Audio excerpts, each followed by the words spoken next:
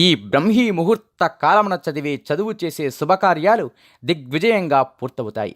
ఉదయం 3 గంటల నుంచి 6 గంటల వరకు ఉండే సమయం బ్రహ్మీ ముహూర్తం. ఆధ్యాత్మిక చింతన కలిగిన వారికి, విద్యార్థులకు, ధ్యానం, జపతపాదులు చేయువారికి చాలా విలువైన సమయం. ఈ సమయంలో మనసు ప్రశాంతతతో స్వచ్ఛంగా ఉంటుంది. ప్రశాంత వాతావరణం కూడా ఉంటుంది. మనసు స్వచ్ఛంగా దైనందిన జీవితంలో ఉండే అలజడి ఏమీ లేకుండా ప్రశాంతంగా ఉంచుతుంది. ప్రశాంతమైన ఈ సమయంలో మనస్సుకు రాగద్వేషాలు లేకుండా ఉపయోగకరంగా ఉంటుంది. మనసు ఏది చెబితే అది వింటుంది.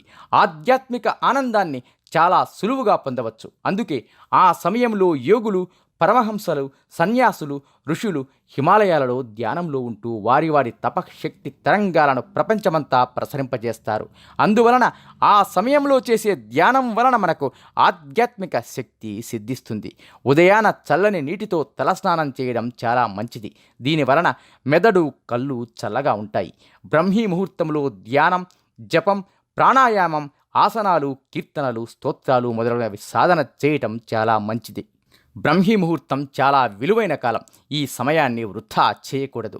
బ్రహ్మీ ముహూర్తంలో చేసిన ఓంకార ధ్వని వలన సుషుమ్న నాడి తెరుచుకుంటుంది. అందుకే ఋషులు, యోగులు ఈ సమయంలో బిగ్గరగా ఓంకారము జపిస్తారు.